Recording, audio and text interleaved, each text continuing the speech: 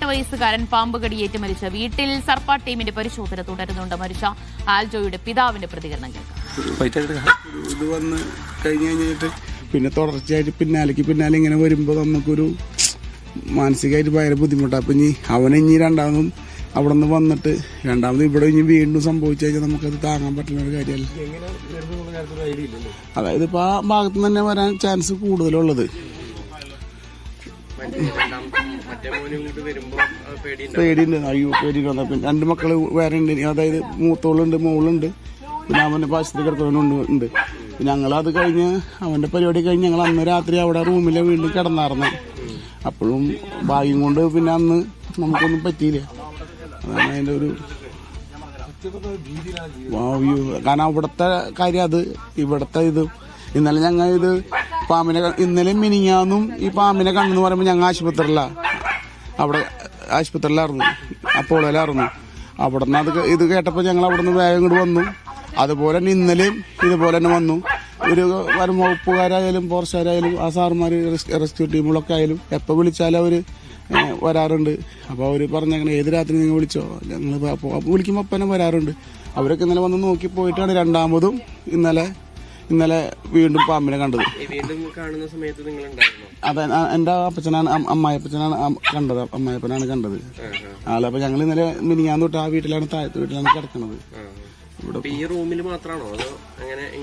അപ്പൊ അവനെ നമ്മളെ കുട്ടൂനെ കൊണ്ടുവരുന്ന സമയത്ത് കൊണ്ടുവരുന്ന സമയത്ത് ഇവിടെ ഈ മൂലക്കെന്നാണ് ഒരെണ്ണത്തിന് കണ്ടത്. ഒരെണ്ണത്തിന് മാത്രമേ പുറത്ത് കണ്ടിട്ടുള്ളൂ, ബാക്കി 4 അകത്താണ് കണ്ടത്. ആശയുണ്ടോന്നാ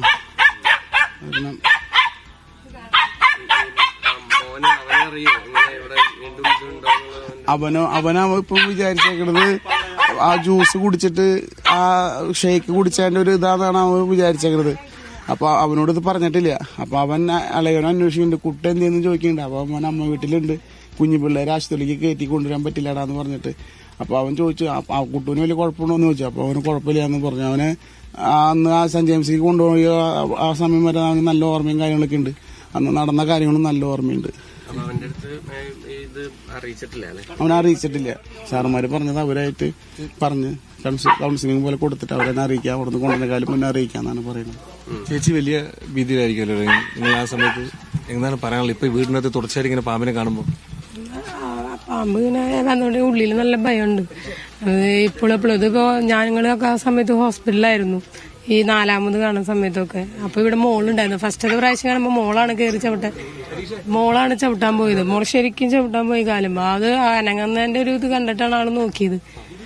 അത് കഴിഞ്ഞ് വീണ്ടും ഇന്നലെ 2 പ്രാവശ്യം കണ്ടപ്പോ നല്ലോണം പേടിയുണ്ട് ഉള്ളില്. പിന്നെ സാറുമാര് വിളിച്ചപ്പോ തന്നെ വരും ചെയ്തായിരുന്നു. അവര് വന്ന് കൊറേ നോക്കിയാലും കണ്ടിണ്ടായില്ല. അതാണ് ഭയങ്കര ഉള്ളിലെല്ലാവർക്കും നല്ല പേടിയുണ്ട്. പഴയ വീട്ടിലെ ഞങ്ങളുടെ വീട് പഴയതില് കണ്ടിട്ടുണ്ടായിരുന്നു. അവിടെയാണ് ഇവരെല്ലാവരും ജനിച്ചതും ഇത്രയായതൊക്കെ. ഇപ്പൊ ഇവിടേക്ക് വന്നിട്ട് 2 കൊല്ലം ആയിട്ടുള്ളൂ.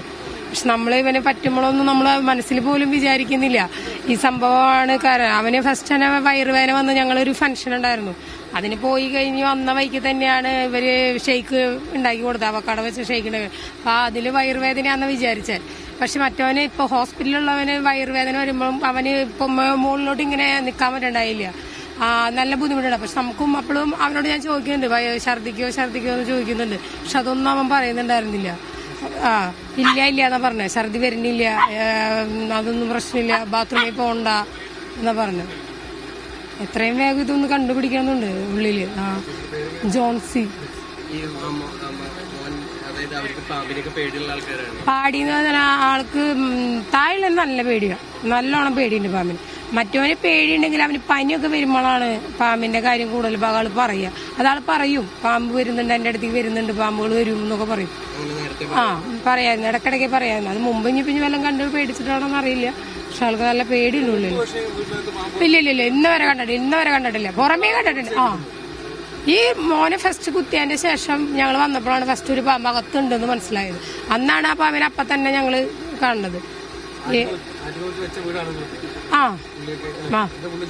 ആൾക്ക് ടൈൽസിന്റെ വർക്ക് തന്നെയാ. പാമ്പുകൾ എങ്ങനെയാണ് വീട്ടിലെങ്ങനെ തുടർച്ചയായി എത്തുന്നത് എന്നത് കണ്ടെത്തേണ്ടതുണ്ട്. എങ്കിൽ മാത്രമേ ആ വീട്ടിൽ സമാധാനത്തോടുകൂടി കഴിയാൻ പറ്റൂ എന്നാണ് ഈ മരിച്ച കുട്ടിയുടെ ബന്ധുക്കൾ, അച്ഛനും അതുപോലെ തന്നെ മറ്റു ബന്ധുക്കളും ഒക്കെ പറയുന്നത്. എന്തായാലും സർപ്പ ടീമിന്റെ പരിശോധന അവിടെ പുരോഗമിച്ചു വരികയാണ്.